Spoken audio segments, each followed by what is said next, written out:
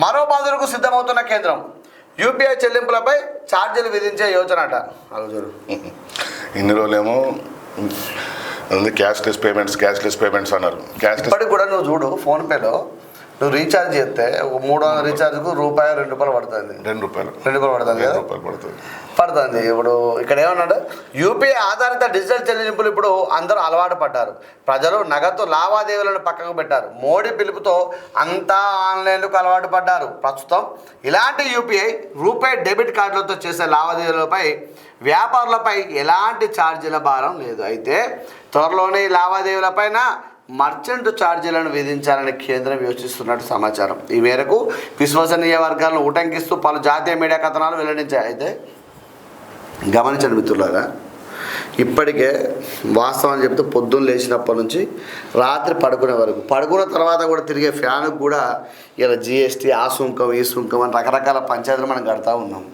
మళ్ళీ ఇంకొకటి ఏంటంటే, ఈ యూపీఐ ద్వారా కూడా మనం బయటకు వెళ్ళిన తర్వాత ఈ యూపీఐ పెట్టగానే ప్రధాని కూడా ఇప్పటికి కూడా వాస్తవానికి నేను కూడా బయటకు వెళ్ళిన క్యాష్ మానేసిన. ఫోన్పే క్యాష్ చాలా వరకు తగ్గింది. మళ్ళీ ఇది ఏంటంటే ఇప్పుడు చిల్లర షార్టేజ్ ఉంది. అంటే ₹1, ₹2, ₹5, ₹10 వరకు కొంచెం షార్టేజ్ ఉంది. ఈ చిల్లర ఏదున్నా, ఫర్ ఎగ్జాంపుల్ ₹1000 అయినా ₹1000 క్యాష్ ఇచ్చి ఈ ₹10 ఆన్లైన్లో వాడుతున్నారు. కానీ విశ్వనీయ సమాచారం ప్రకారం పర్ ట్రాన్సాక్షన్ ₹2 ఏమో పడినట్టున్నది.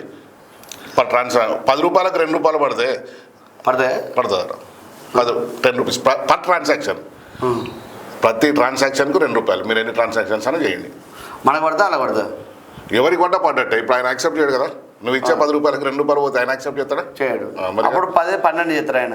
మరిగా అది 10, 12 చేస్తారు, 12, 15 చేస్తారు. ఇప్పటికి కొన్ని చోట్ల మనం జీఎస్టీ బిల్లు కావాలంటే సార్ మీ జీఎస్టీ 18% ఉందా, 12% ఉందా? మర్చిపోయిన విషయం ఏంటంటే, చాలా చోట్ల మీరు మార్కెట్కి వెళ్ళండి. ఇప్పుడు హైదరాబాద్లో పట్టుకున్న వేగమైన రకరకాల మార్కెట్ పోండి.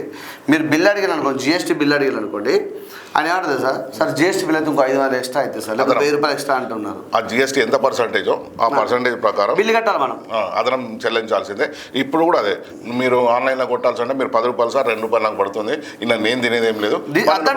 అద్దా అంటే ఖచ్చితంగా సచ్చినట్టే మనం ఏం చేయాలంటే 10, 20 షాపులు తిరగాలి. తిరిగి సార్ ప్లీజ్ నాకు ఒక ₹100 కొడతా, నాకు క్యాష్ ఇవ్వమని చెప్పి. ఇక మళ్ళీ ఇంకోటి ఏంటంటే క్యాష్ పెరగడం స్టార్ట్ అవుతుంది. అంతే.